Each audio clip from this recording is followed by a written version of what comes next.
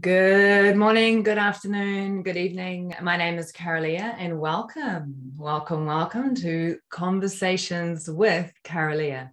This is a new series and we started last week with Matu Te Hoki, and I am looking at, but I guess you too, because you're here, speaking to people who were on the ground at the occupation at Parliament, sometimes called ProFestNZ, that occurred from February 7th to March 2nd, 2022.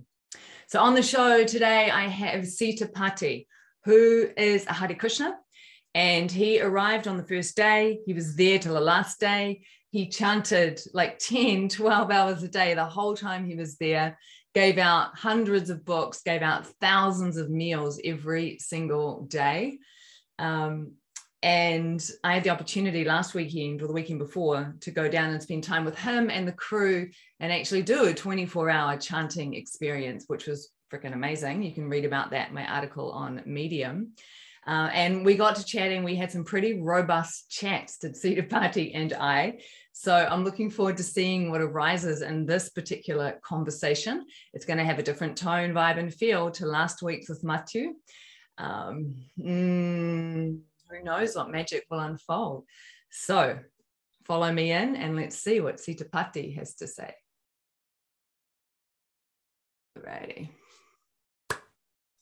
Alrighty, folks. I am back now with Sitapati. Welcome, Sitapati.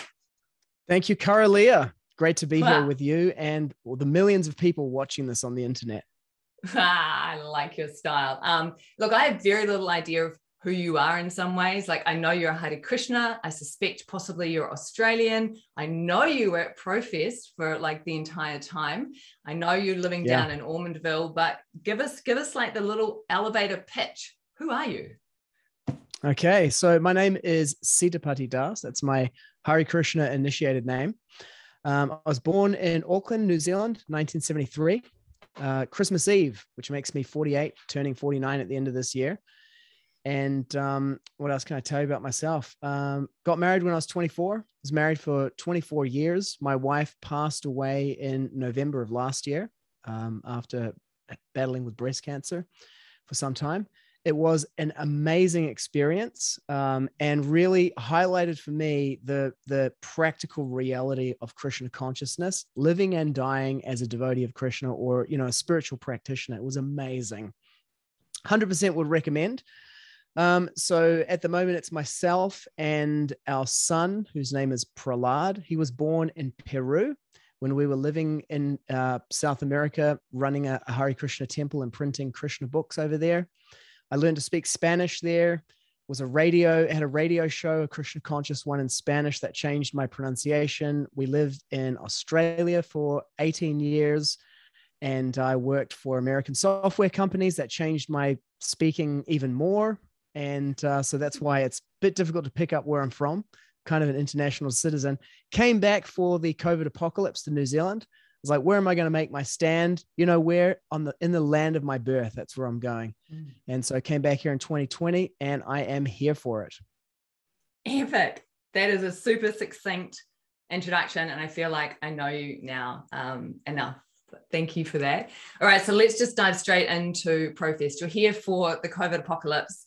And you hear about, I'm guessing, the Freedom Convoy. Give us a rundown. What attracted you to go down? How did you make the decision? Did you know you were going to be there for 3 weeks?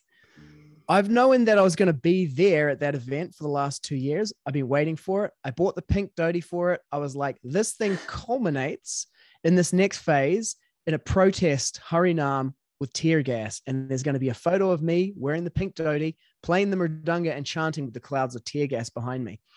And that's not like a super far out, weird, dramatic kind of thing, because I lived for 3 years in South America. I lived through economic collapse of Argentina, the military coup in Venezuela, where Hugo Chavez was arrested, and then his former paratrooper regiment helicoptered into the island, busted him out. I've done Harenaam in tear gas demonstrations, like, burning tires, barbed wire, smoke over the city. That kind of thing is like, it was shocking for me at the time. This was early 2000, and exciting. And I could see that all of the same social and economic stresses were in place in this country to create unprecedented for New Zealand conditions. And I was like, this is heading to this big, decisive manifestation, and I'm going to be there. And after Para, my wife, passed away in November, we moved to live in a farm in the lower North Island. And I was lamenting, I was like, it's all going to go down. It's going to be in Auckland. I'm going to miss the whole thing. And then I get this message on WhatsApp from my brother, and he's like, the convoy is going down to Wellington, and here's this app called Zello that you can tune in on. And it turns out that my brother is in charge of the logistics of all the food for the convoy. And he's in the family WhatsApp, puts the Zello app in there. I download it and listen. It's like CB radio over the internet. So the people in the convoy are all chatting with each other, and I get a sense of the momentum and what's happening. And I'm like, I have to be there. So we headed down, went down with the convoy from Dannevirke to Wellington. Along the way, I stopped on the side of the road and did a quick interview with Counterspin Media. They had me on over Zoom, and then arrived in the capital. And, it was the convoy. It was a protest. Then they called for the occupation. But I'd planned to go down for the day. So I came back, but I was like, I have to go back. The next day, I grabbed my pink dhoti, a toothbrush, my mridanga, the drum, put it in the car. I got no idea how long I'm going down for or what's going to happen, but I'm just throwing myself off the cliff, and Krishna's either going to catch me or he's not going to catch me. But either way, I'm doing it. And next minute, I'm down there. And, 23 days later, the village burns to the ground in front of me while I'm chanting Hare Krishna. And I hope someone got that picture of me with the smoke and everything in my pink dhoti. I'm still looking for it. Oh, well, that's a call out to the public. If you took a photo of Sitapati wearing his pink dhoti, what's a dhoti for those who don't know? A dhoti is kind of like, you see the Hare Krishnas wandering around. You're like, why are they wearing skirts? It's like it's a 6 meter piece of cloth that's folded in such a way to make it into some kind of pants. All right, you now know what a dhoti is. If you have that photo with the tear gas behind Sitapati, please send it through. All right, so some people will have no idea what Hare Krishna is. Is it religion? Is it spirituality? Is it some kind of weird cult? Why have you got a piece of mud on your nose? For those who don't know, can you give us a succinct version of that? It is all of the above. It's a total commitment to the proposition that I am a spiritual being having a human experience, rather than a human being who part of my life is like some kind of spiritual practice or something. It's just starting from the point that I am spirit soul, or in Sanskrit, Atma, and this body is a vehicle. It's like the clothes that I put on each day. And in successive lifetimes, I put on different bodies. And so I am spirit soul playing as a human being, as a male, as a 48-year-old in this particular moment. It's a total commitment to that. And then furthermore, that the individual souls that we are part of some greater whole, complete whole. And that is just like we have personality, the complete whole has personality. But while our personality is limited, that personality is unlimited. And it is all attractive. And Hare and Krishna, Hare is the feminine aspect of the divine, and Krishna is the masculine aspect. And God is not male or female, but God is the source. The supreme absolute truth is the source of everything that exists. And since we see that masculine and feminine exist in the world, that lets us know that the supreme is the source of everything masculine and everything feminine. So the feminine aspect of the supreme, Hare, and the masculine aspect of the supreme, Krishna. I had no idea that Hare was a feminine aspect, because that was a question. Like when I was down doing the chanting with you guys, I was a bit like, right, because the lineage that I'm using right now for awakening is classical tantra, which is very much about the goddess as such. So when we were chanting, I was like, where's the goddess in all of this? There's Krishna, there's Rama, so you just answered my question. Thank you for that. Hare, Hare, Hare. Okay. All right. So now you guys know what Hare Krishna is about. And so you've been in kind of war zones or social destruction, et cetera, protest situations before. What are you bringing when you come with this particular worldview construct that you're working with and you're doing the chanting? What's your intention? What are you bringing into that space? Well, the prescribed process for awakening in the age of Kara-Leah, according to the Vedic scriptures, is the chanting of the holy names of the Supreme. Primary among which is the Hare Krishna, was called Maha Mantra, or the great mantra for deliverance. So we're chanting for spiritual awakening of all the living entities. You know, it's like, ultimately, there's nothing more significant in like a protest or a riot or a Friday night downtown or sitting in a temple. All it is it's spiritual beings having a human experience and then hearing the chanting of the holy names. Now, it will be experienced differently by different, persons at different times, but essentially it's the same thing all the time, everywhere, for everyone. And what I discovered from doing it at Profest, because I had no idea how it would manifest, what it would look like. It was a discovery, right? When we first got there, it was like a washing machine and people were like, what are you guys doing here? You're like preaching your religion. Like, what is this? Like, you need to stop doing this because you're agitating people. Then some people were like, oh, this is great. You need to like do more of it, go up to the front. And like, everybody's like going all over the place. We eventually found our space, which was right in the center of the pitch, where we just had a circle and we just chanted the same melody, the Hare Krishna mantra, for 3.5 hours. On that day, where 122 people were arrested, and there were kind of two fronts happening. There's my other hand. There it is. And we were in the middle, and the police were arresting people on those two fronts. And for days, even weeks afterwards, people were coming up to me and saying, I was on the front lines, and, when it got too much for me, I fell back into the center, and I just found that incredibly grounding and centering for me. And you guys really held the space on that day. And that was people's experience of it. Yeah. I did not expect that or know that would happen. So on that, the convoy arrived on the Tuesday, the occupation began on the Tuesday, and on the Thursday was when the cops first attempted to clear the space by coming in, and that's when everyone was like, hold the lines. So Yes. you're in the center, and there's two fronts happening. So cops, people, and you're like that. Right in the middle. So describe to us what it felt like. What did you see with what the cops were doing, with what the people were doing? Were you aware of that, or were you just very much in the chant in the center? I was just like completely, it was like floating on top of the whole thing. Like, it's transcendent. It is a similar experience to what I experienced in South America. We'd be in the middle of a riot taking place, and there'd be tear gas, police charging, shooting, including like shooting between different sides. And one of the things about that I brought to this here was I didn't understand the intricacies or the political and economic forces that led to that riot. I had no vested interest in any of it. I was like, I don't even know what they're talking about. Like, people are waving flags that say, DNFA and stuff, like acronyms and things. I'm like, I don't even know what it is, and I don't care.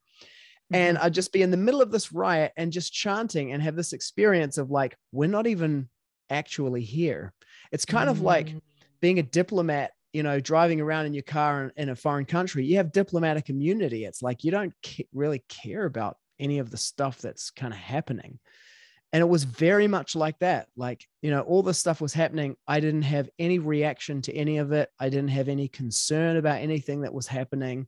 I was just chanting. So one of the things you said there's an awesome, I've just started watching, I haven't seen all of it, but from what I've seen, it's awesome. You've got like a 3-hour compilation documentary of your time at Profest, and I'll include a link to that down the bottom so you guys can tune in. One of the things you said at the beginning of that is that you are apolitical and just there to empower with Krishna. So I'd love to hear what apolitical means for you, because I'd also love to hear what's your perspective on what's been unfolding with COVID. Yeah. Okay. So apolitical. So there is a position and an argument, a conversation inside the Hare Krishna community that, we shouldn't do, or we don't do chanting, Harenaam it's called, at protests or at political protests.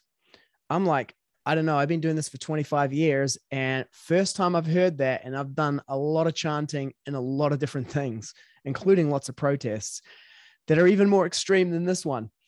That to me is a political position. Mm-hmm. Mm-hmm. Apolitical means we will chant anywhere, anytime, anything. We don't care. We don't make any material evaluation about, oh, well, we're not going to align ourselves. No, we're not aligning ourselves with anything. We will chant no matter what. That is, to me, what it means to be apolitical. Mm-hmm. So some people are like, well, would you go and chant at a Labour political rally or a national political rally? I'm like, here's a better question for you. If somebody went and chanted the Hare Krishna Maha Mantra at the National Labour political rally, would I say, oh, no, they shouldn't do that? Of course not. My thing is like, they're like, oh, well, why are you chanting at this protest? I'm like, why is not everyone chanting everywhere all the time? That is the question. That's the thing we need to be looking at. So if you're apolitical, meaning that you don't really care what the thing is about, did you agree, or like where did you sit with some of the different aspects of the protest, which were, please roll back the mandates, etc. There was many different things, but that was the main thrust. The mandates are against human rights, and please roll back the mandates. Did you have a viewpoint? Did you have a perspective? Yeah. So here's the thing: is like I am a spiritual Atma, having a human experience. So in the level of my human experience, there's like, you could call them temporary or conditional realities there, like you might be like fully liberated and you're like completely, don't identify with your body, but you're still going to use either the men's or the women's bathroom, and you're either going to pee standing up or sitting down. It's like, you might be liberated, but the material body is still there. So in terms of like, if I look to my human experience of life and being there, when I went there, I was like, people are there. We're there to empower what's important to them and what they're up to. And then when I got there, I was like, these people, I saw people, like from the fire service, from the ambulance service who'd been serving for 10, 20 years there and had just been kicked to the curb because they didn't want to take this experimental medical therapy. And I was like, there is something in a sense wrong with that. Ultimately, everything is the will of the Lord, and there is nothing wrong here at all. Everything is complete and perfect. But then for the purposes of Leela or dramatic narrative, you got to have the good guys and the bad guys. Otherwise, there's no... There's a play. Yeah, exactly. Otherwise, there's no plot development. It's like, what's my motivation, So I was like, there is something wrong with that these people have been kicked to the curb. And furthermore, even if I disagreed with everyone there is something awry that so many people of our country, New Zealand, from all parts of the country have had to come to the Parliament House and occupy Parliament Gardens in order to petition the government for redress for something. Even if I didn't agree with anything that they were up to there, it's like, how has our government acted in such a way to develop this situation, which is unprecedented in my lifetime? There's something that needs to be addressed here. That's one level of it. And then I can go deeper and deeper. Like I'm personally like a super deep conspiracy theorist. So I'm like all about that stuff. But, if I just leave it at that level there, for now, that, people are here, something is awry in our country that people have to do this. What was it like for you holding the space in the Hare Krishna tent and interacting with those people? Because you must have interacted with hundreds, maybe even thousands of people over the course. Yes. Yeah. What did it feel like? What did you notice? I was crying most of the days that I was there because I was like just continually impacted by the courage of people, that they had left their homes, traveled at personal expense and risk and put themselves up at issue, and that they were like living in tents, sleeping on the ground because it's something that was so important to them. And one night I stayed up all night and it was like blowing, windy. I couldn't get to sleep. I was worried about the tent blowing away. It wasn't raining that night. It was kind of just after the cyclone. And I just walked around and just looked at everything and saw the different signs and the things that people had written on their cars and just got really connected to what was important to the people who were there. And there was one thing that I saw written on a car that like really impacted me. And it said, risk it all for the children. Mm. So people were really, I'm just moved by it even now thinking about it, Yeah. on the stage, one mongrel mob chapter had written the names of all their children there in the shape of a heart. Mm. And I was just like, look, people that you would never expect to have anything in common in this country. You got Leighton Baker, you got people that the media were able to like cast as like white supremacists and racists and neo-Nazis, and the mongrel mob together standing shoulder to shoulder for something that's important to them. And it's something that's like deeply connected to the human experience. Mm. Like we might be this or that, but we're all human beings in this life. Because that was something that the politicians used, and then the media also picked up and used as an attempt to discredit and dehumanize in some ways what was occurring at Profest, was pointing out that there were racists or Nazis or alt-right or people calling for the gallows, et cetera, et cetera. And that was one of the criticisms leveled. How can you stand alongside these people? And I feel like you touched on it. You would have seen the media coming out at the time. How did you reconcile what the media was saying with your personal experience of being on the ground? And how did you feel about potentially standing shoulder to shoulder with people who might have had racist or extreme views that are detrimental to lots of people?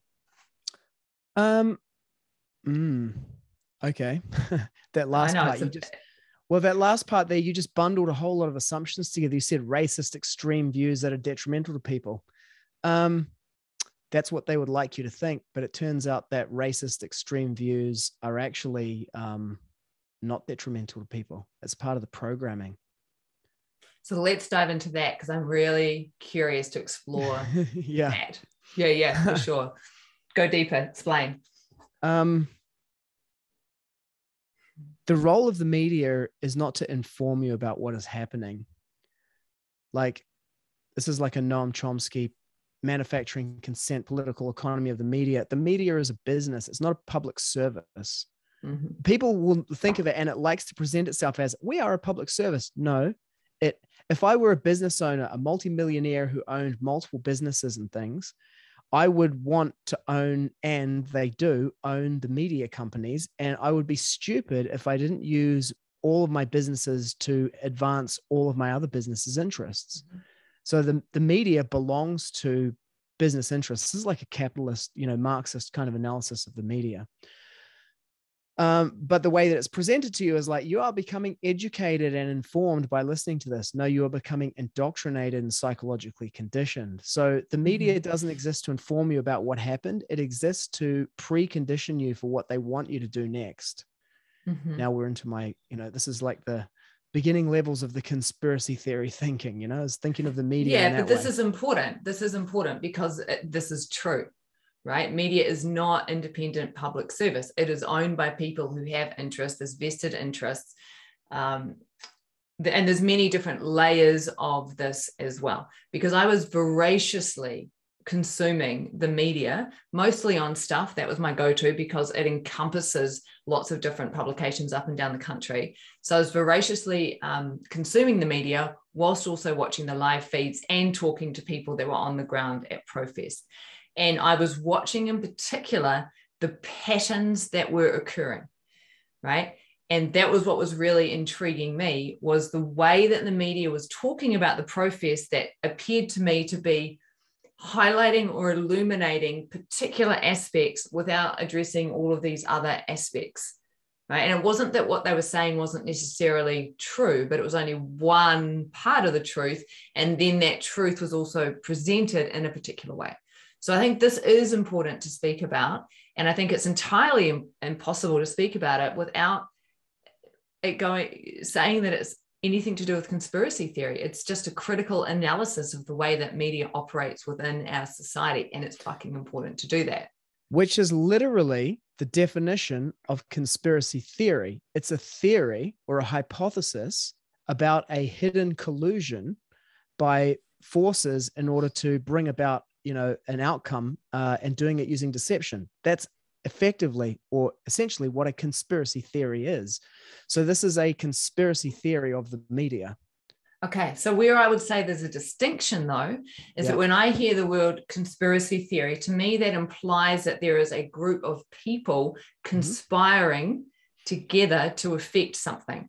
Whereas what I see in terms of the way that things are operating is that it is not a group of people conspiring to affect an outcome, that what is happening is the collective beliefs and the collective fears and the collective attachments, aversions, and goals of society are manifesting in particular ways. So it's not that's how I see it. So for me, there is a distinction between a conspiracy theory, a group of people coming together to make shit happen in a particular way, and just the nature of the arising based on. So for example, we live in a society that's completely indoctrinated into capitalism as the very best way to allocate and disseminate resources. And it's such a subtle indoctrination that very few people ever stop and go, hang on a minute, is there another way to do this shit?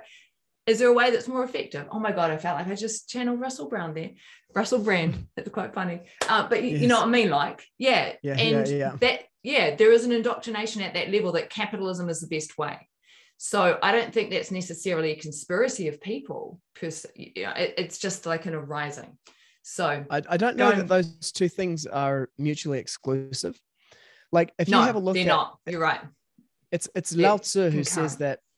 Yeah, Lao Tzu says that the truly skillful leader is he that when his work is done, people say we did it ourselves. Ooh.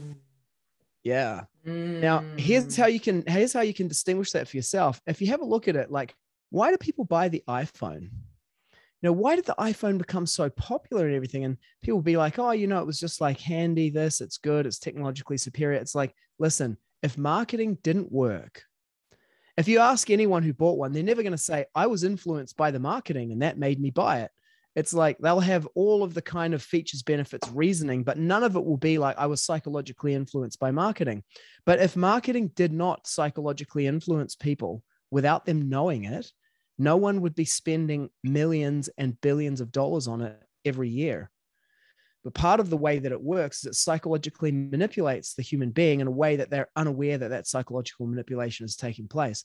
Now, knowing that, theoretically, if I had access to millions or billions of dollars, I would be spending a lot of that money on influencing masses of people to make even more money and centralize my control even more without them knowing it. Of course, right? And it would look like it was just naturally arising. And they would just be like, no, I just came to that conclusion myself by my own kind of critical reasoning. I think both of these things are happening at once. Okay, let's go back to the media for a moment. So you're aware of the media that's out there, but you're on the ground having a very, very different experience. One of the things that was concerning me was that I was seeing the media talk about the impact on Wellingtonians and people being abused for wearing masks, school kids being hassled on the way to school, shopkeepers, just the way, all of these different things, bits and pieces that the media was saying was happening. And that was really concerning me because I was like, oh shit, that's really bad PR. Protests got to get the shit together. They've got to make sure this shit doesn't happen. How are they mitigating that? What's going on the ground? So I'd love to hear from your perspective, what was going on in the ground?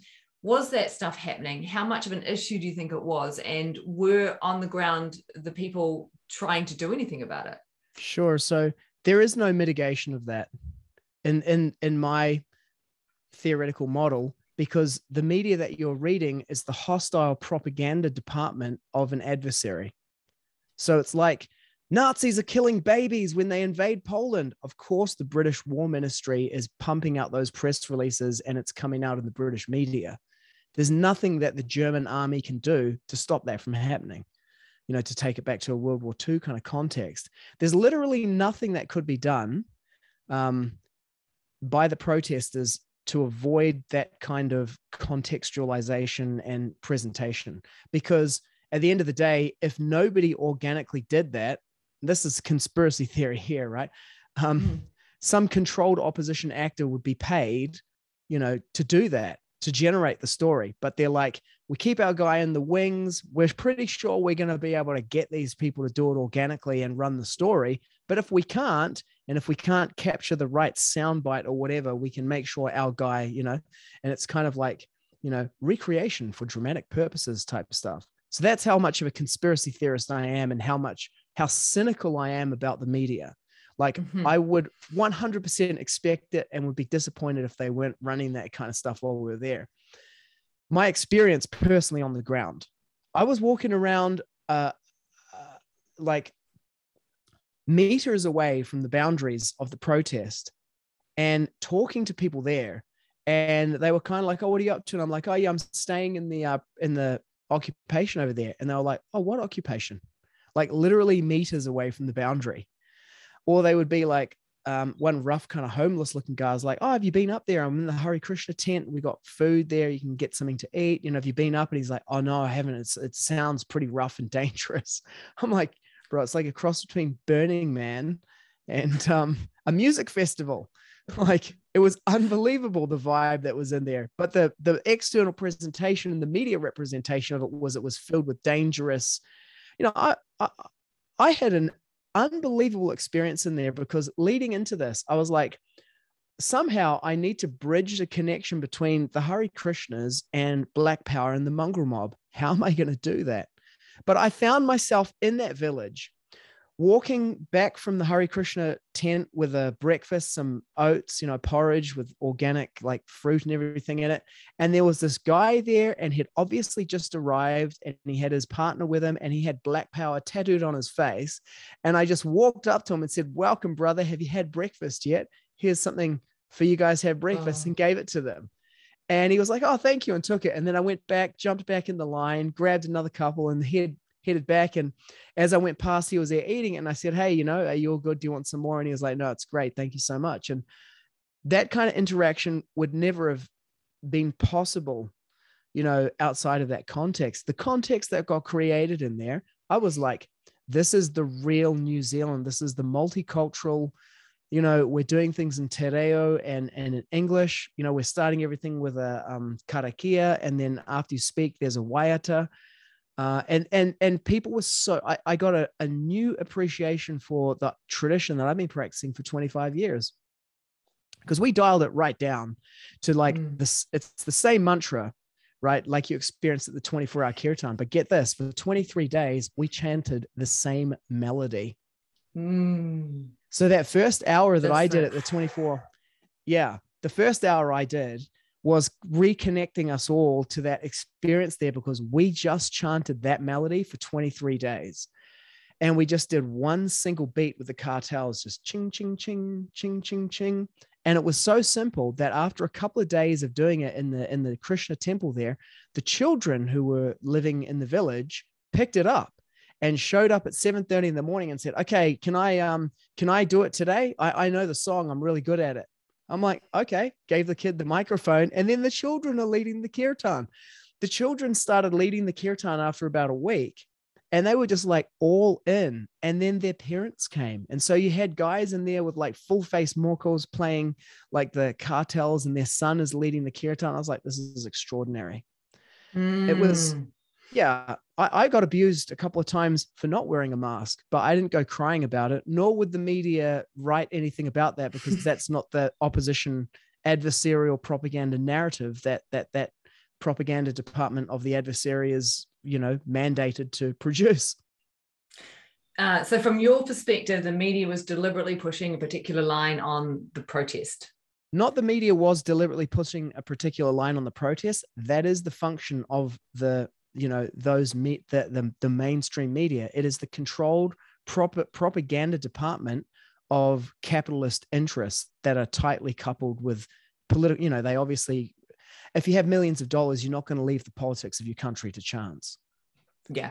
Okay. So what do you make then? I've been following, like I say, I read the media voraciously. What I noticed over the weekend and Monday, Tuesday, not just on Stuff, but also on the Herald, there have been some, I would say, very good articles looking at who were the protesters. There was an article in Stuff, for example, that looked at the 250 people that were arrested, and it basically, from my perspective, it humanized them. It was like 50% of these people were tradies. Average age was 45. More men than women were arrested. The oldest person arrested was this. And then it interviewed some of these people in depth and compassionately told their stories. So what do you make of that? Because I've seen at least 2, 3, maybe 4 or 5 articles in the last 5 or 6 days that have taken that particular approach toward the protest or towards the mandates. Yeah, you want to make it look like there's diversity and that we're covering both sides of the story. I mean, one of the things, there's a kind of a joke about someone from China or the Soviet Union goes to America and then they're like watching people watch the news there, and then they're like bemused and they're like, at least in Russia we know that it's propaganda, but you people actually think this is like real. But I mean, that's the sophistication of marketing. Of course, it's like you don't want people to make it obvious that you're propagandizing people. So you're not going to, if you make it just like 100% obvious, you got to slant it so that it's like gambling at the casino. The house always wins because the tables are slanted in the favor of the house, but it's not that when you go to the casino and you gamble, you lose every single time. So it's designed in order to make it so that you don't reject it. Okay. So from your perspective, that's all still part of the game, the fact that some of these articles are coming out that are humanizing and being really curious about who the people were at the protest. Yeah, because when you analyze it and you look at people who read that media and where the media continually goes to, it's about the conclusion that they arrive at. That's the thing. They cannot arrive at a revolutionary conclusion. Noam Chomsky said it about student newspapers. He said student media is the last time as a journalist that you'll get to do any real independent reporting. And even then, if you go too far, the business community will start to lean on your university. But that's pretty much why you find so much kind of Marxist analysis in student newspapers. But you don't find that in the Herald or Stuff. You're never going to find them calling into question basic tenets of capitalism or democracy or anything like that. I was like, where's Nikki Hager when you need him? I'll leave that aside for a moment. I want to go back and pick up something that you said about being on the ground. You talked about being on the ground, standing shoulder to shoulder with lots of different people. You talked about your desire to connect with Black Power or Mongrel Mob and gave an example of how that unfolded. And you said that this felt like the real New Zealand for you, where it was, there was Te Reo, Te Ao Māori was there as well as the Pākehā worldview, and it sounds like there was more maybe intermingling of that and not so much Pākehā dominating Te Ao Māori, which is what we still see in the mainstream or the dominant narrative in Aotearoa. Can you describe why you said that? Why you said it felt like the real New Zealand? Because one of the things I noticed from lots of people that are on the ground, they talked about how there was the spontaneous arising of meeting the needs of a community. Yeah. Toilets, showers, food, etc. So a couple of things that happened there. This is looking into the experience of other people. Muchakunda went to the administration tent and, you could get clothing there if you needed clothing. He said, do you have any kind of festive clothing? Like I got this amazing top. I'm just going to grab it. Yeah.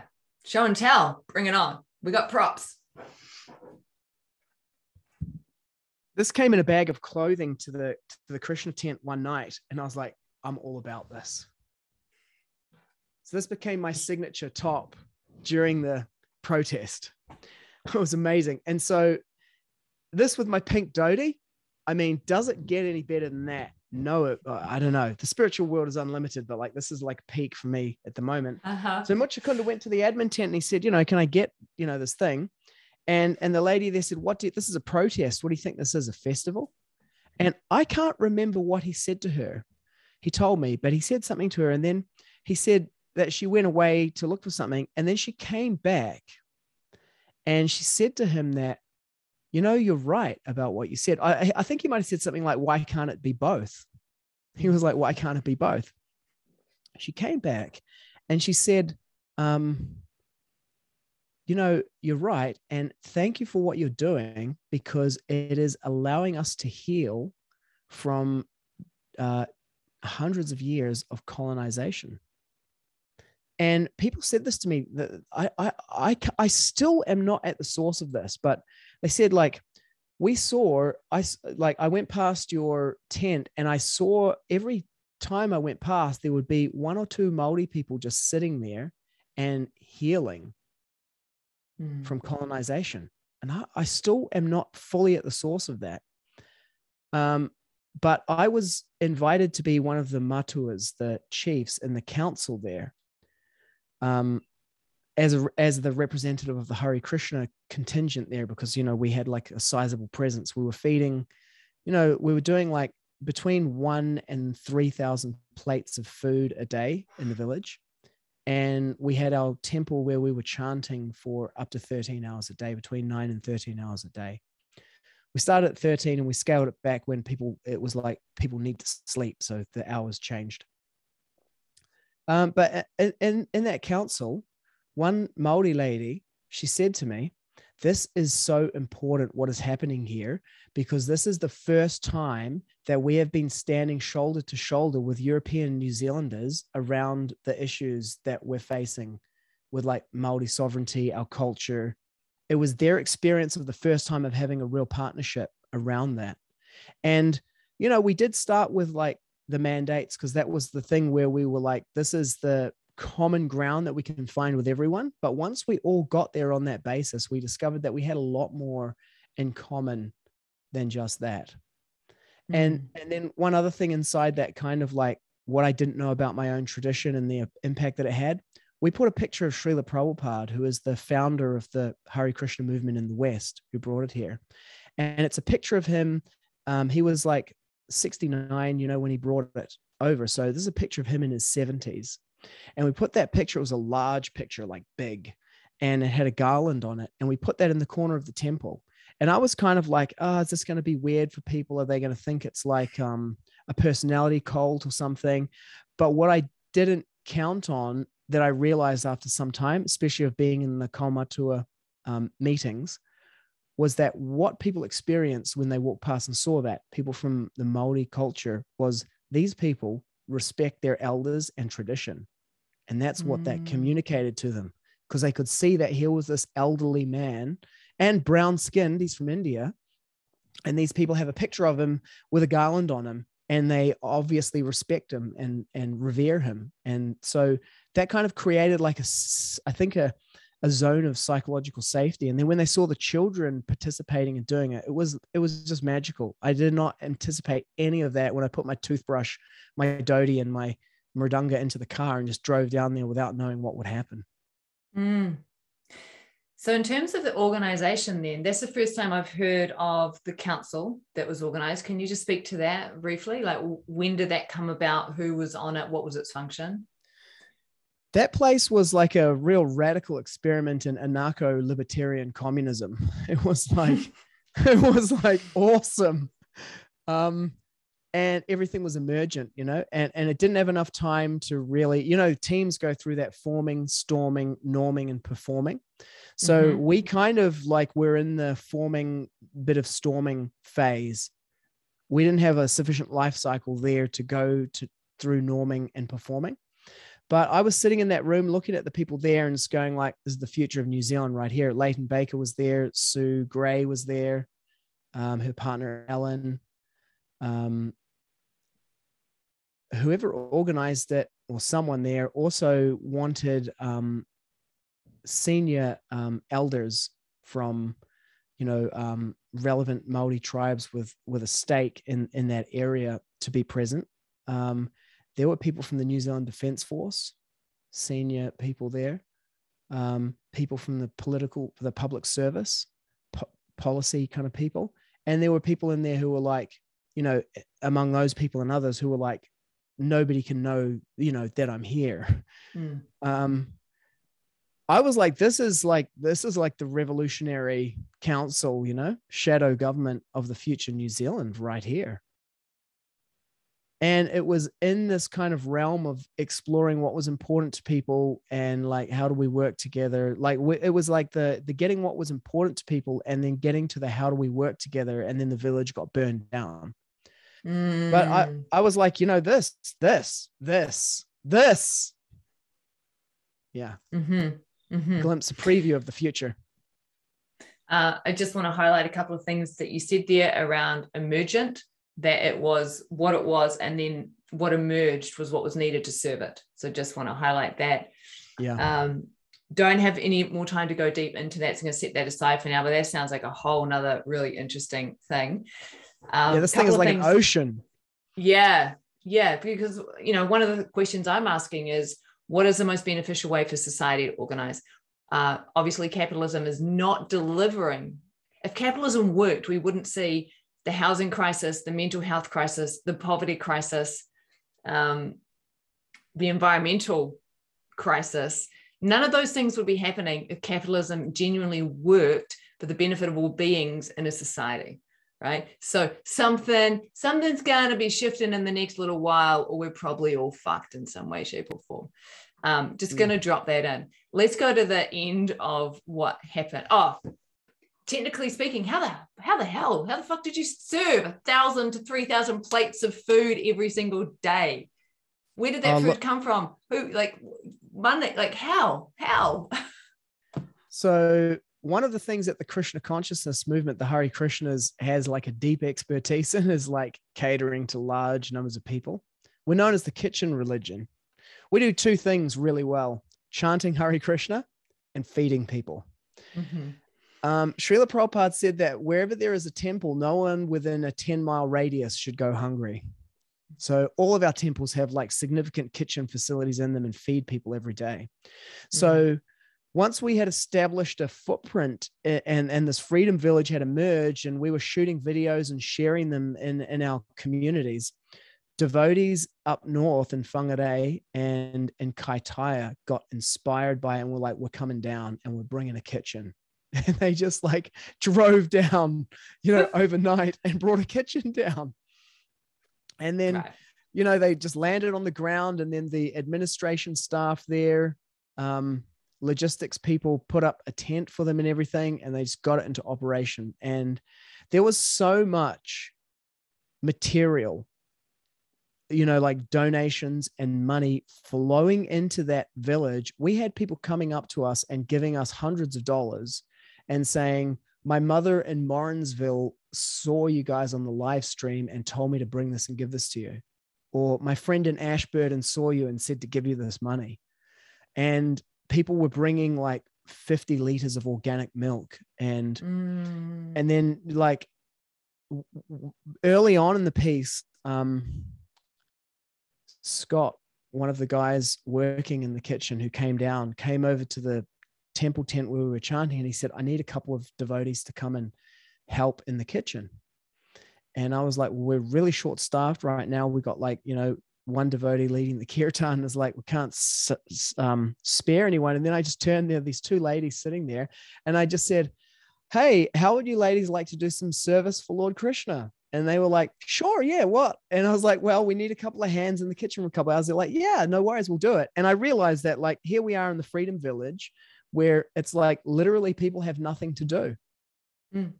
And so people just loved doing service. And so we just had unlimited people in that kitchen preparing the food, serving it out, and then just like massive lines of people coming around. And everything in the village, you couldn't pay for anything.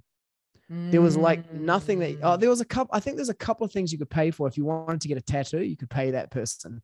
But otherwise, everything was like an exchange. It was koha. Everything was a gift-based economy, just giving. It was like, I mean, I'm not a Marxist, by any stretch of the imagination, but it was from each according to their capacity and to each according to their needs. It really was that. Reminds me of Charles Eisenstein's work, right? Spiritual economics. Sacred economics, which is another way to organize society. Okay, so we just feel into where to go from here. I'm aware of time and we're moving towards the last day. It does feel like what was needed arrived, like food was needed, food came in, people were needed to serve. That's one thing I want to comment on. So human beings have an innate need to contribute. And of course, the mandates, when people would refuse to get the jab, they lost their job. And the way that they were contributing to society was literally stripped away from them, the way they had been contributing. And so what I'm hearing you say at the Freedom Village is that it gave people an opportunity to come into a space, and if they so desired, to serve or to contribute. Anything you want to speak to around that? Yeah. So, you nailed it right on the head. I guess two things that I'd like to speak to about that. One kind of mystical and one conspiracy. Let's go with the mystical one first. So, my personal experience of being there, it was, I would have this experience. I was there and the cyclone came and I was drenched all the way through and I was freezing cold. And Shamali, a devotee from Auckland, she was there and she gave me a woolen blanket to wear. And when she left to go back to Auckland, she said, keep that and use it. And so she left it with me. And she went back to Auckland. And then I had this experience where one night this guy came to the temple and he just said, do you have a blanket that I can use? And I was like, sorry, no, we don't. I don't have one. And then he left. And then I thought, what am I doing? I do have this blanket. And so I ran after him and I said, here, you can use this blanket, and gave it to him. And he said, I'll bring it back tomorrow. And so he left, and now I'm left without a blanket. But I had taken on accepting, saying yes to everything that happened. Because at a certain point, I was like, this place is mystical. Something mystical is happening here. And part of my vision of seeing that was like, the personalities who have come here are not ordinary personalities. And what they are doing is they are performing tapasya. This is like, if you read Vedic scriptures, you hear about sages who abandon their homes and commercial life and towns and family and go into the forest to perform tapasya or austerities. I was like, these are demigods and sages performing tapasya in the forest. So somehow I've managed to get in here, but my access to participating here is to become the servant of all these great personalities and just to accept everything that they say and serve them in any way that they ask me. So I took that on. This person took my blanket and was now gone. There's no blanket. So now I'm like left without a blanket there. And then someone just came by a couple of minutes later and gave me a blanket. And I realized from that the whole thing here is like, the person comes to the Krishna temple and asks, do you have a blanket? Then I will give them my blanket. And then that person will go away with the experience that Krishna loves me. Whether they know it or not, that's their experience of life. Now I'm left without a blanket. What will happen to me? Then suddenly someone comes and gives me a blanket and I'm left with the experience that Krishna loves me. And in this way, if I just held on to the blanket, neither of us would have that experience. But by just having my hands completely open and in the air, like I'm just fully surrendered to you, whatever you want. You just send your servants to indicate to me. That was my experience of being there. It was mystical. So that's the mystical aspect. So let's dive into the conspiracy aspect of what was needed arose. Yeah. So just going back to what you said about people's need to contribute and the mandates and, you kick them out and everything. Now, you and I are kind of thoughtful, introspective people, like to analyze things and look at them a bit, right? And so when we look at it, looking back at it, we can see that, okay, this is kind of obvious, right? I have no doubt that I'm not the smartest person or the person with the most experience, that there are colleges that turn out people. I once worked at local government New Zealand in Wellington, and that was like a policy analysis think tank. I was just the guy who helped them sort out their files on the computer, but these people were sitting there analyzing government policies and everything.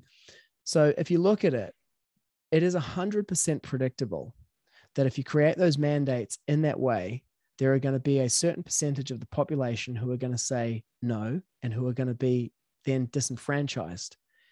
And it's 100% predictable what they're going to do if you create a situation where you give them no other recourse. Or in other words, that what happened in Wellington was 100% predictable, and I say 100% engineered. It's social engineering. So that's where I'm curious, right? Because when I look at it from my perspective and I see the mandates are happening and I see that no move has been made to acknowledge the emotional impact on people or to mitigate the emotional impact or to retain the cohesion, I see it as an oversight. I see it as people just not having that emotional literacy or that ability to engage on that level for whatever reason, right? And what you're saying is you think it's deliberate, that they're doing it on purpose, knowing what will happen for some nefarious means. Yeah, it's CIA social engineering 101. You know, it's like they've been doing it in South America for decades. Like this stuff is like, to give you an idea of how deep this goes, you know, they did calculations of how much of the agricultural output of the Soviet Union would we need to destroy in terms of the number of calories to reduce their population by 10%.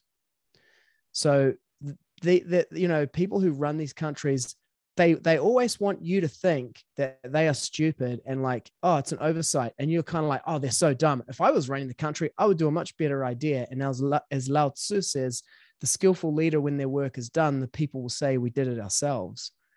So you're saying the New Zealand government doesn't really care or didn't care about the impact on people with the mandates? That they don't care, they didn't care, and they don't give a shit about social cohesion. It's not that they actually don't want social cohesion. Is that what you're pointing to? Yeah, it's not that they don't care about it. It's like they are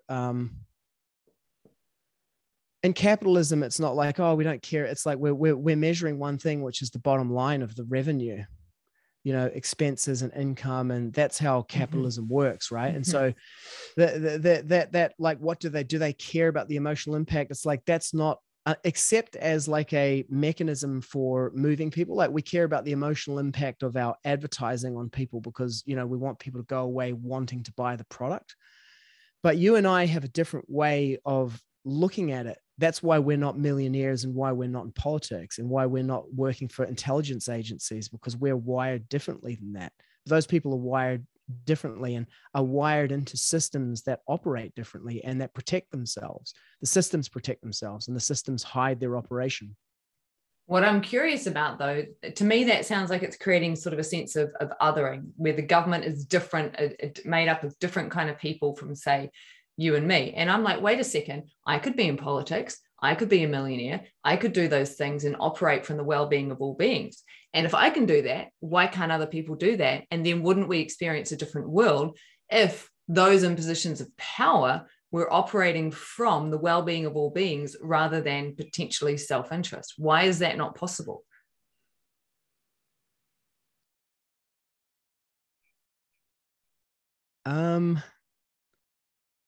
Because for me, it sounds like you're saying that's not a potentiality or it's not a possibility because of the way that the systems are.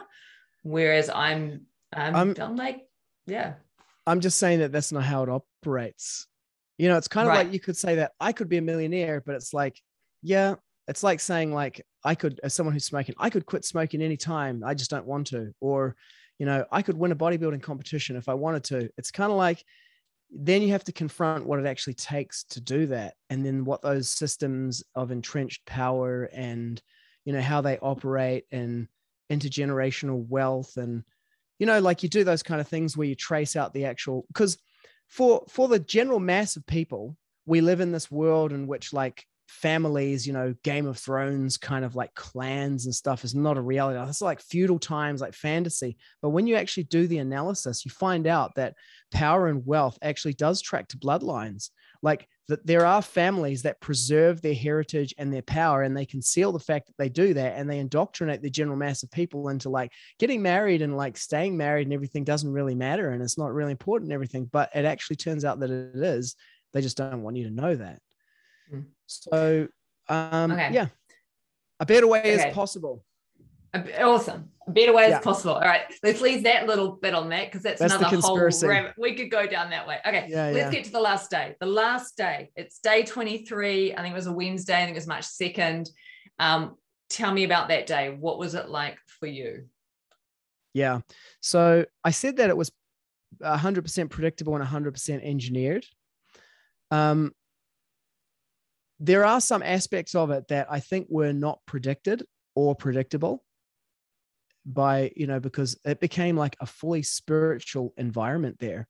Like, who would have predicted, I doubt that there is any intelligence analyst anywhere in the social engineering or anything who's like, and then the Hare Krishnas will come and they will feed 3,000 people a day and do chanting 13 hours a day. That's not on anybody's script. It wasn't even on my script. And I knew this thing was coming. So I'm clear that other people knew it was coming, but that wasn't predicted. And then we got to the last day and I was like, we're here until the last minute. We're not selling out on these people at all. And they started taking the village apart. The final kirtan that happened in the temple is in that documentary, and you can see the ecstasy on people's faces. They're like liberated. And then they started like ripping the thing apart. So we went to the front line and we were there, and I was like, there's nothing we can do. We just have to depend on Krishna. If he wants to take everything away from us, he's going to take it all away. And you see the video footage of us there at the front lines, Cam coming back with pepper spray on his face and just the complete chaos of it there. And at a certain point, we fell back and it was getting close to the temple tent. So we were like, let's go back to the temple tent and reassess. So we went back there, and then this guy appears, and he's very neatly dressed, and he has a mask that matches his outfit. And, you might be used to seeing that kind of thing around town or something, but if you're in the Freedom Village, you know that this guy is like not from the Freedom Village. And he's like, you guys need to move your stuff out of here now. And he's like, sorry, my name is Alan, and I've been watching what you guys have been doing for the last couple of weeks, and I really appreciate it. I'm a huge fan of your work, and I want to help you out. And what you need to do is you just need to move your stuff just outside that gate there out onto the road, and I'll give you a hand to do it. And I was like, and someone there was like, no, one of the other devotees was kind of like, that's not going to be enough. We're going to have to, that's going to turn into chaos out there as well. And I said to him, if we just move it out there, just outside the gate, is it going to be okay there? And he was like, yes, it is. And I was like, this guy is some combination, superposition of sent by Krishna, by the demigods to help us out here, and police intelligence or NZSIS or some one of these organizations that has been orchestrating and arranging this whole thing. And I'm like, yep, we're going to roll with this. So we got the stuff. Another two people appeared out of nowhere to help us carry the stuff out.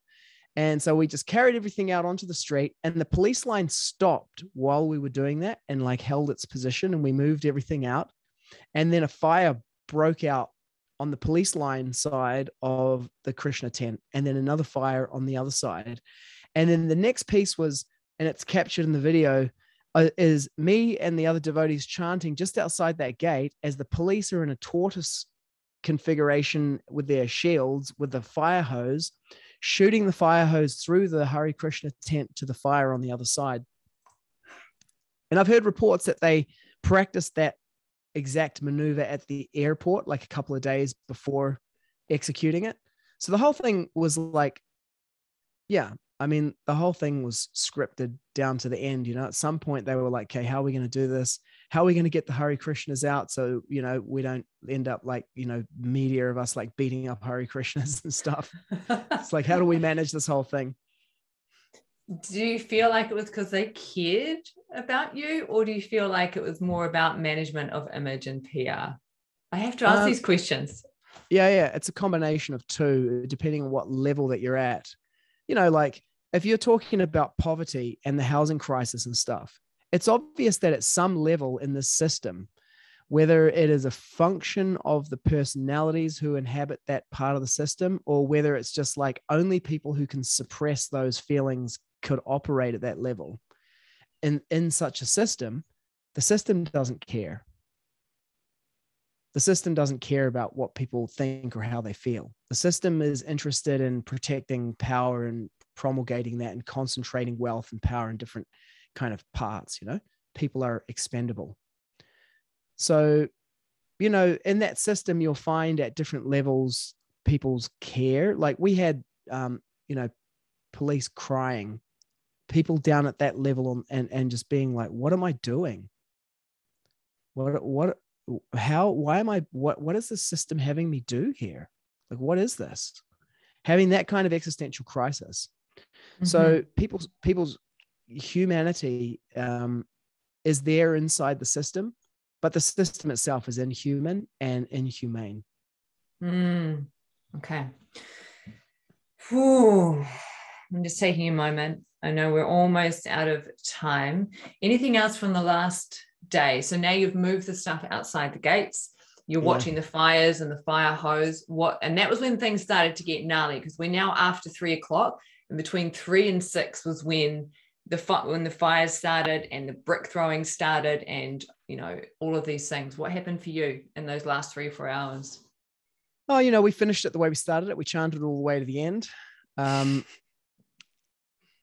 I was like, this is total rock and roll. It's like a Jimi Hendrix finish, Star Spangled Banner, like light the guitar on fire kind of stuff. This is awesome. Other people were kind of like, oh, I was like, no, this is great. What a way to go out. It's like Kurt Cobain die at 27 kind of thing. Like, go out at your peak. It's like the Freedom Village became like a martyr of a movement. I was like, this is awesome. This is how you create a religion. And even when we were there, I was like, this has to be orchestrated, because I wouldn't let all these people get together in one place and meet each other unless I was going to like drop napalm on them all at once, because these kind of connections, like this one right here, have come about as a function of that Profest, and it's like exponential and multiplying. But we left after that. We got all our stuff. I kind of stayed around there till the very end, looking for bits and pieces that had been separated and moved around, and trying to get them, waiting for the police cordons to let me get back in to get the generator and that kind of stuff. And watching that kind of rioting and that, it was nothing. I've been in real riots. It was like a set piece riot for media, in order to be able to construct the narrative. And it was like, can we rely on 20-year-olds to react this way? Of course we can. But if they don't, we've got our guys in there to make sure that it happens. It's just the way these things happen. They're all stage managed. We're basically on the Truman Show. And that was all done for the media in order to create the story of the violent riots in Wellington. I did notice that, because I've been watching lots of live feeds, et cetera, et cetera. I might have been immersed as much as I could from my home in Thames. And when I was watching those final live feeds from different sources, mainstream media and alternative media, what I noticed was that the people that were burning the tents or throwing stuff on the fires or throwing the bricks were usually aged quite, 20 to 25, and didn't look like the same sort of demographic of the people that had been on the front lines or, around the stage over the last little while. And I was curious about that. And I have nothing to say on whether they were plants or not. Who knows? Do not know. Point is, there was a different flavor. There was a different flavor. 100%. But if they hadn't done it organically, I would make sure I had plants to do it. But you can rely on them. Like my son, 19, was there the whole time, spent 10 to 13 hours a day sitting at a table talking to people about Krishna consciousness and distributing books. And when that all went down, he was like, finally, the moment I've been waiting for, the Molotov cocktails. I mean, that's just what it is to be a 19, 20-year-old guy. You're like all about that stuff. I was in South America when I was like, I think 28 when I went there, and I was still like, this is awesome. Like, this is what I came for, It's just a boy's own adventure kind of thing. Of course they're going to do that. Until somebody loses an eye. Let's just remember that cocktails hit people and it harms people and people die. I know. It's exactly what my mum said to me about throwing stones and stuff. It's like, oh, it's all fun until someone loses an eye. Yeah. It's what it is to be a boy, right? Yeah. And okay. Final little piece. Now what? Right? Because like you said, that occupation Profest brought together many people from many different walks of life who never would have interacted, who have all interacted, had a shared experience of community, of belonging, of love, of compassion, and of a shit ton of Hare Krishna food and chanting. Yes. What is unfolding for you? What do you see coming out of this? Now the revolution metastasizes throughout the country. And it's like these kind of conversations, like what started there, it's kind of like, okay, you know, I've got Sacred Economics by Eisenstein, but, you know, have I really dug into it and like thought about, you know, I was like, oh, great idea and everything, but, you know, there's no way we're going to be able to pull this off. The system is at such a point now that it has been engineered to collapse. Seen it happen in South America. They engineer the system to collapse.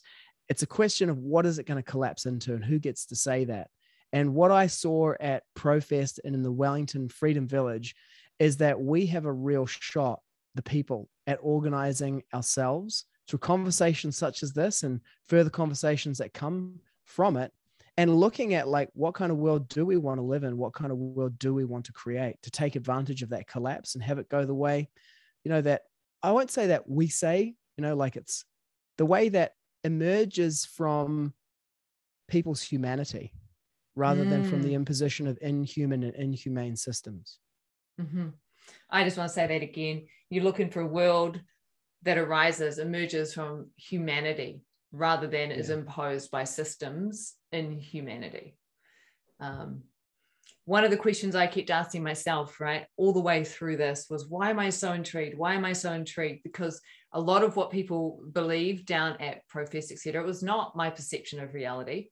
As you know, I got double vaxxed. I just did a risk benefit analysis and went, yep, that's fine for me. It feels aligned, no big deal. And yet the attraction I've felt, the curiosity I've felt to what is happening. And when I boil it down, like when I talked about this last week with Matthew, I think what you're speaking of here is the important thing for me, is that in New Zealand, that if things shift and change and possibly collapse, how do we emerge and create a new way of being? From my perspective, my agenda, love, truth, well-being of all beings. Those are the things I want to align to. And I saw that at the Profest, regardless of beliefs. What I saw from my perspective was that there was love. I'm going to leave aside truth for now. And there seemed to be some care for well-being of all beings, to a degree. I'm trying to say, maybe I'll just throw it over you. Any last words around that? How do we align for that? Oh, sorry. I know what I want to say, because that was my concern a little bit. And this is what I threw back to Matthew at the end of the interview, right? Was my concern is that there's an entrenchment of position whereby those who, I don't want to use the word conspiracy theorists or anything, because I feel like that's a dehumanizing term. That's those who are not aligned with the dominant narrative right now. How do we ensure that there is alignment from those people with love and truth? And so I said to Matthew, will you welcome everyone no matter what they believe? How do we prevent the othering of those who might still align with the dominant narrative, for example? How do we welcome all people to the table if a new narrative is to spontaneously emerge within New Zealand that is more beneficial?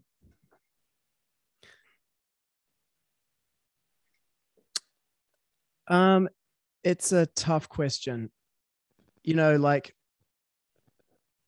We couldn't protect the Wellington Freedom Village from being Oh, can you still hear me? I can still hear you. Okay, great. My monitor has disappeared, but I'm going to ignore that. We couldn't protect the Wellington Freedom Village because we had no police or military force of our own. So it's kind of like, at some point, you do have to have that.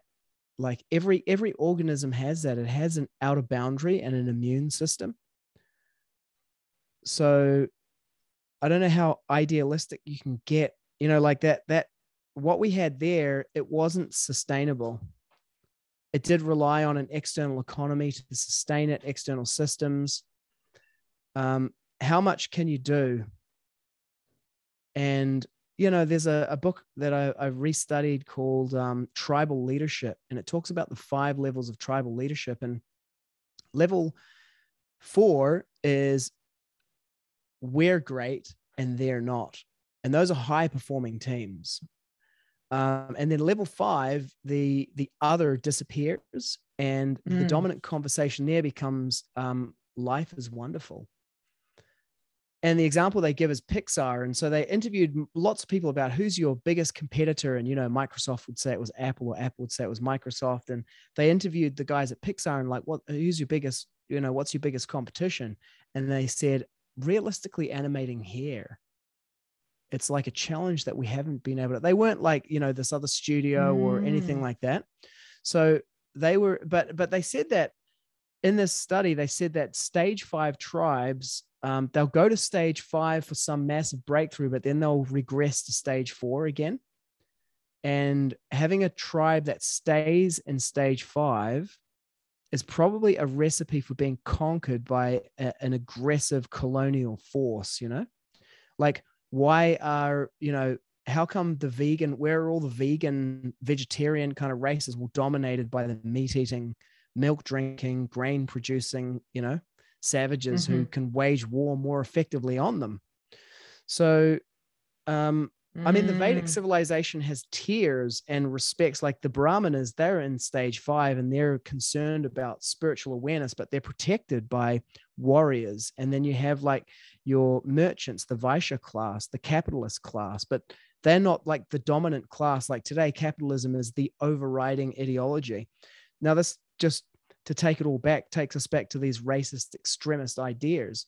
People don't want a religious theocratic social structure because they think that's oppressive and horrible.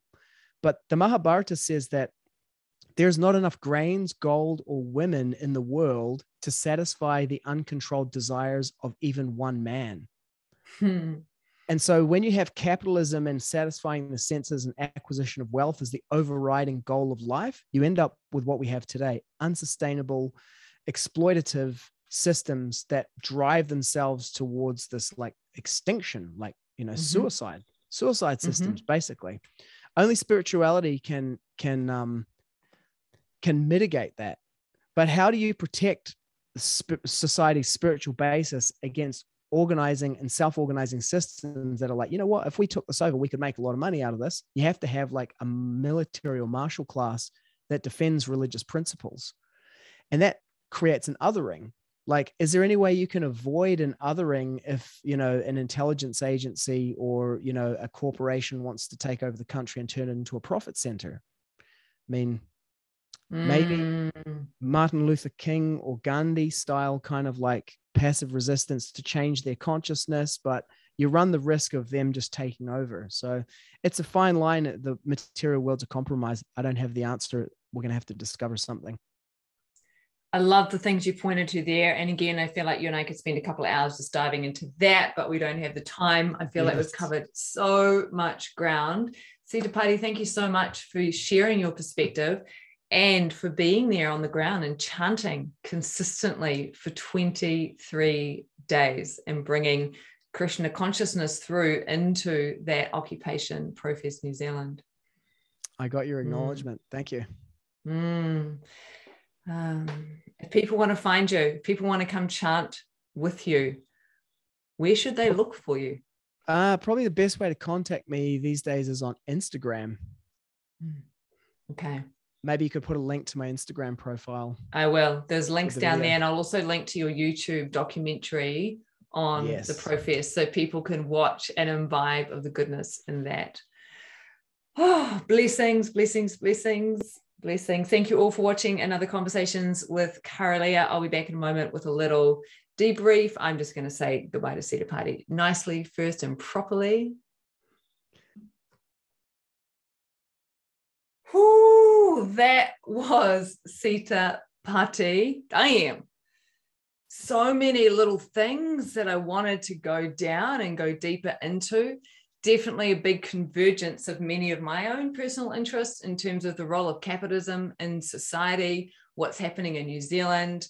I have a particular interest in Te Ao Māori from the perspective that since colonisation, the dominant worldview and culture in not all of Aotearoa, and I want to acknowledge that, but the public kind of dominant one has been Pākehā.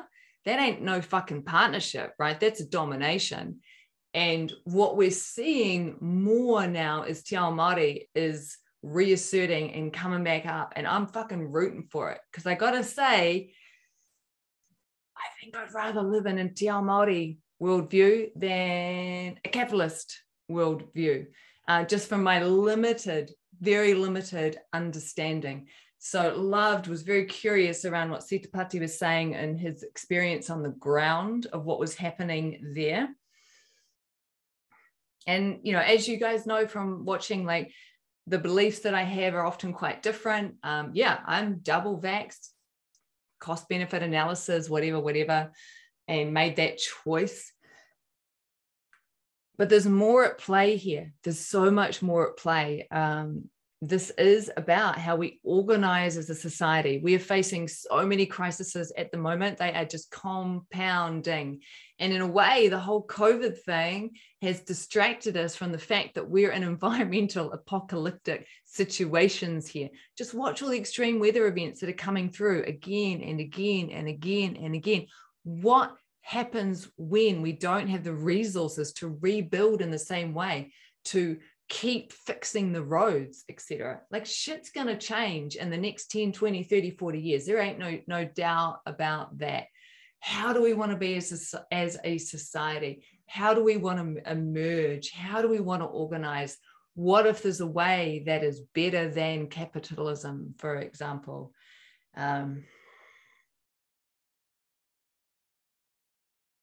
You know, I don't think there were any homeless pre-colonization. And I don't think people were going hungry either pre-colonization, right? There's something wrong in a society where people don't have homes to live in. I just got to say that. All right. I think that's me for this week. This has been another conversation with Kara-Leah. Hell yeah, I have an agenda: truth, love, well-being of all beings. Real interested in politics and business and the way that society functions and how we organize. Super interested in the manifestations of the psyche, the way that we suppress trauma and then eventually resolve trauma. Last week's chat with Matthew was very much about the wound of rejection, ostracization from the tribe, how that feels, the pain it causes, how do we heal that? This is a different kind of conversation this time around. Who knows what's going to happen next week? I do not know, but I will be back.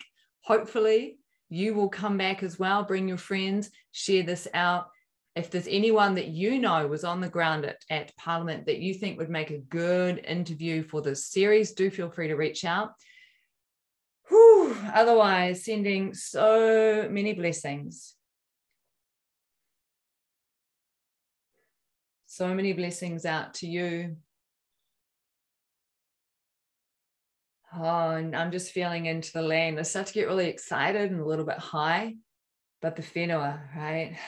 The land, just dropping down and feeling the land. She that nourishes us, right? Where does the water spring from? Where does the food come from?